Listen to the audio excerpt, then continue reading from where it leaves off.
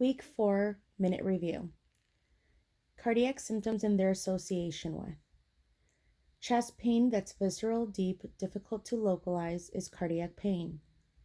Peripheral cyanosis, low cardiac output or vasoconstriction from cold. Dyspnea on exertion, myocardial ischemia. Orthopnea, heart failure. Paroxysmal nocturnal dyspnea, heart failure. Central cyanosis, inadequate oxygen. Nocturia, low cardiac output. Fatigue, heart failure, MI, or sleep apnea.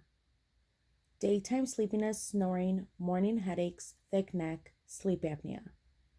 Palpitations, arrhythmia. Non-productive cough, worse with laying down, fluid retention in the lungs. Abdominal fullness, fluid retention or ascites. 10-pound weight gain is 5 liters of fluid and proceeds with visible edema. When a blood pressure cuff is too small, it gives you a false high blood pressure. When a blood pressure cuff is too large, it gives you a false low blood pressure. The second highest number on a pulse strength scale is normal. True syncope is impaired consciousness. It is usually caused by an MI, TIA, CVA, or arrhythmias. Vasovagal syncope is fainting due to trigger that causes heart rate and blood pressure to drop. Physical examination, IPPA, inspection, palpitation, percussion, auscultation. Abdominal examination, IAPP, inspection, auscultation, palpation, percussion. A normal arterial pulse is a pulse pressure that is between 30 to 40, and it's a normal heart function. Pulse parvis is low amplitude, low stroke volume or high peripheral resistance, and a disease could be a low cardiac output such as heart failure, hypovolemia, aortic stenosis, high peripheral resistance, or hypothermia. Water hammer pulse is the rapid rise and fall. It's a high stroke volume or low peripheral resistance. Disease is aortic regurgitation. Pulse alternus. It's alternating amplitude. Heart compensates every other beat due to low stroke volume. Disease would be left ventricular failure. Pulsus tardus. It's a slow rising pulse. Blood flow through narrowed vessel. Disease would be aortic valve stenosis. Pulse pressure indicates stroke volume. A wide pulse pressure is a high stroke volume, greater than 40. The causes could be shock, neurogenic, anaphylactic, or septic. Low pulse pressure is low stroke volume, less than 25. The causes could be heart failure, bleeding, which would cause a volume deficit, and aortic stenosis. The only fix for a low DBD is fluids. Paroxysmal pulse. It's a decrease in systolic blood pressure greater than 20 during inspiration and can be caused by restrictive heart movement, a cardiac tamponade, or a constrictive pericarditis, or COPD. An Allen test is to check the artery patency in wrist prior to inserting an arterial line by compressing the radial and ulnar artery, then releasing just the ulnar artery. Orthostatic hypotension. It's a decrease in systolic blood pressure greater than 15 with an increase in heart rate. Causes for this could be dehydration, heart failure, hypovolemia or bleeding, alcohol, and circulating problems. Condition with its symptoms and what it's associated with. Corneal arcus. It's a gray circle around the iris.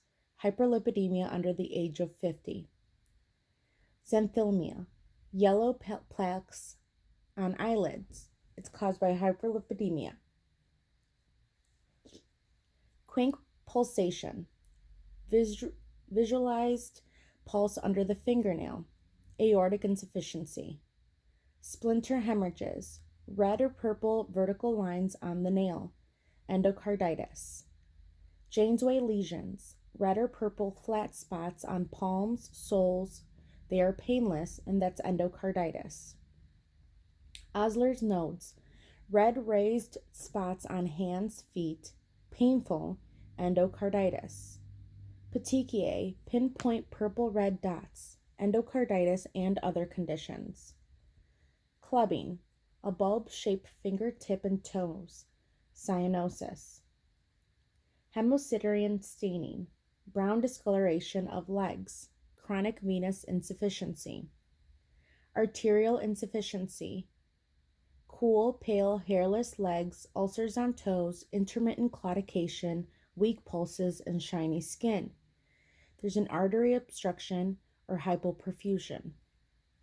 Venous insufficiency, warm, brown, discolored, ulcers on ankles, normal pulses, thick and hardened skin, edematous legs, poor venous return.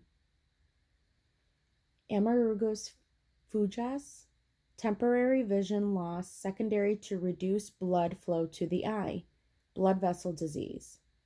Intermittent claudication, pain or weakness in muscle with walking, relieved with rest, artery obstruction or arterial insufficiency. Raynaud's phenomenon, a pallor or cyanosis on fingertips, toes, nose, ears after exposure to cold, vasospasms of peripheral arteries. Gangrene, it's blue or black skin, death of tissues after severe hypoxia. Retinopathy, retina damage that causes vision impairment, diabetes, hypertension, atherosclerosis. Neuropathy, pain and numbness in feet, vascular disease or diabetes. The carotid arteries, normal assessment, pulse should not be visible. Bruit should not be heard with bell of stethoscope. Abnormal. Visible pulsation with aortic insufficiency and bruit heard with carotid artery stenosis. Jugular veins. Normal assessment. The veins should look flat when patient is supine with head of bed elevated 30 degrees. Abnormal. Bulging vein while supine and head of bed elevated 30 degrees indicates increased central venous pressure, the right-sided heart failure. Positive abdominal-jugular test. Heart auscultation position. Sit forward for soft sounds, left recurrent for left sounds. Heart sound. First heart sound is a closure of tricuspid and mitral valve.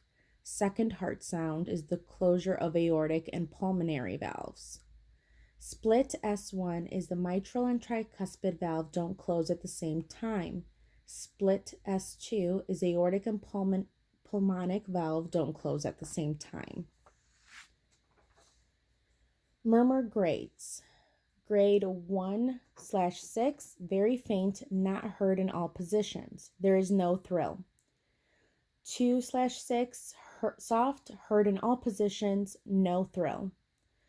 3/6, loud, no thrill. 4/6, loud with palpable thrill. 5/6, heard with a stethoscope partially off the chest, and there is a thrill. And 6/6, heard with the stethoscope completely off the chest, and yes, there's a thrill. Murmurs grade 3 or more is significant. The S3 sound, Kentucky. It's the ventricular gallop, sound of blood rushing into ventricles and hitting the ventricle wall. Causes are systolic heart failure or normal for children or adults less than 40. S4 sound, Tennessee. It's an arterial gallop. The atria has to kick extra hard to push the blood into the stiff ventricle. Causes for this is stiff ventricle caused by hypertrophy, hypertension, or aortic stenosis. Pericardial rub, scratching heart sound associated with pericarditis. Pleural rub, scratchy heart sound that disappears when the patient holds their breath. Tachypnea, respirations greater than 20. Hyperpnea, abnormal deep breaths. Bradyapnea, respirations below 14. Cheyenne-Stokes breathing is periods of apnea with periods of breathing. Biot breathing is irregular respirations, race and depth. And hyperventilation is elimination of excessive CO2.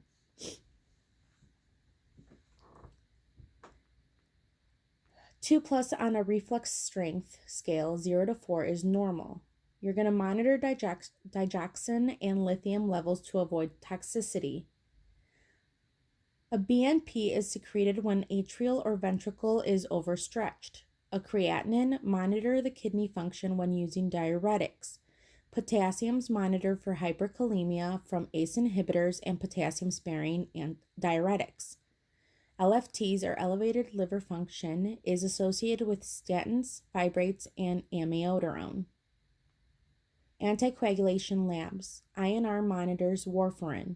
DVT prophylaxis INR goal is 1.5 to 2. DVT treatment INR goal is 2 to 3. AFib embolism prevention goal is 2 to 3. PE treatment goal is 3 to 4. Mechanical valve clot prophylaxis is 2.5 to 3.5. PTT monitors heparin. Normal PTT is 20 to 35 seconds. The goal PTT with heparin is 60 to 70 seconds. Hemolysis. Light on top, dark on the bottom. It causes fake hyperkalemia. To prevent it, you're going to avoid too small of a needle, avoid arm with an IV running, avoid long duration of the tourniquet use. For the cranial nerves, you are to not memorize them, just know how to do a neuro assessment. Cardiac markers, the location and their levels. CK enzyme is located in the brain myocardial skeletal muscle. They rise 4 to 6 hours after MI, peak within 12 to 24 hours, and return to normal in 3 to 4 days. False positives are present after exercising.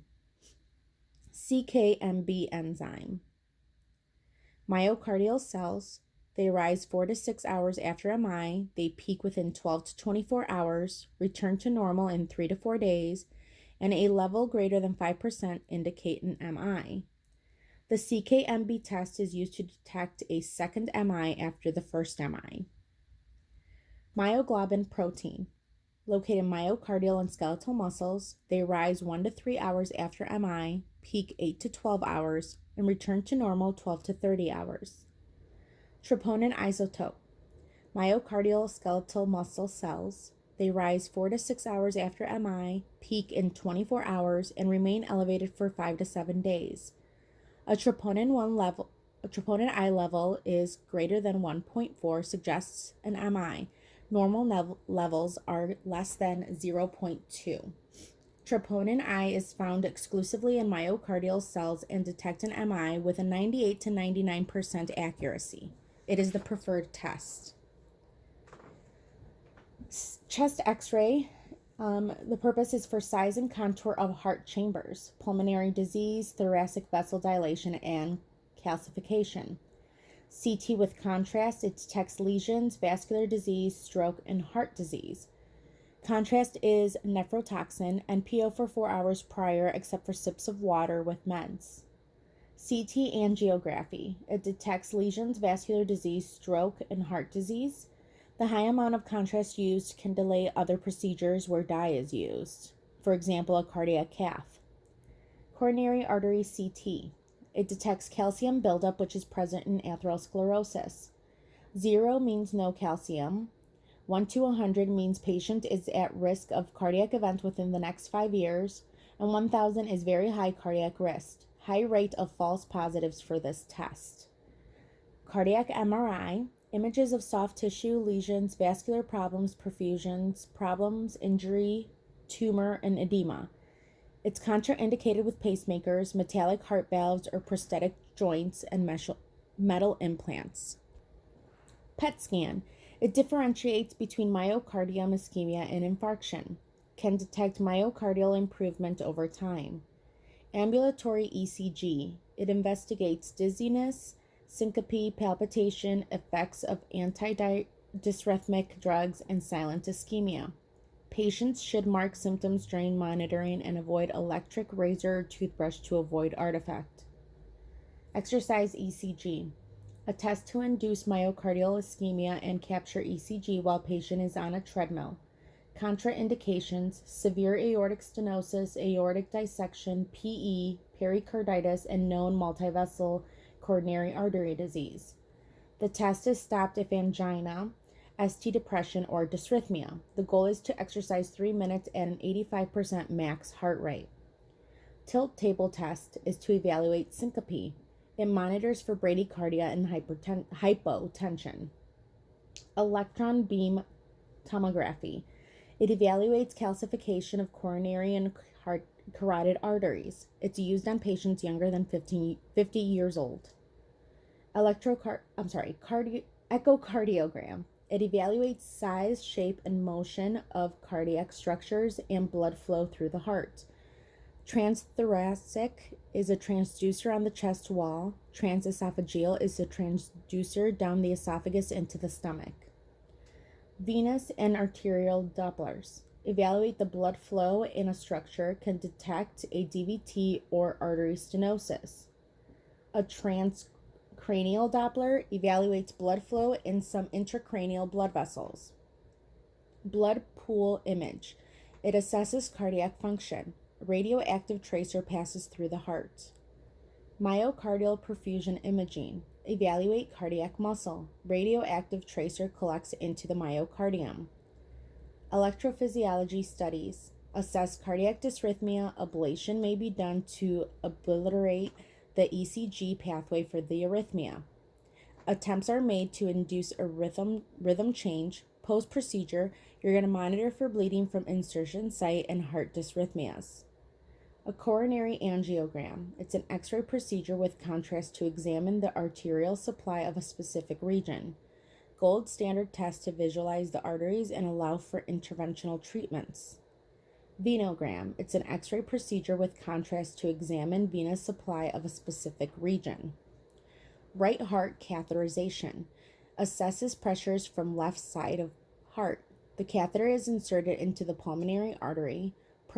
Post-procedure, monitor for bleeding, limb circulation, blood pressure, heart rhythm, and retroperitoneal bleed. Left heart catheterization. Assesses the patency of coronary arteries and left ventricular function and ejection function. A dye is injected into coronary arteries. IV fluid flushes the dye out post-procedure. Post-procedure, you're going to monitor for bleeding, limb circulation, blood pressure, heart rhythm, and retroperitoneal bleeding. The 12-lead EKG, it's a pericardial leads V1 to V6 show the right waves getting progressively taller and the R waves getting progressively taller and the S waves progressively shorter. A lead AVR is normally negative with an inverted P and T wave.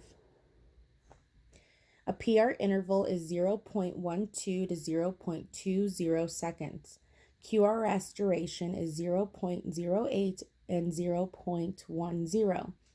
QT interval is 0.4 to 0.43 seconds, and RR interval is 0.6 to 1.0 seconds. Make sure that you look at the graphs and see which lead accommodates to which part of the heart.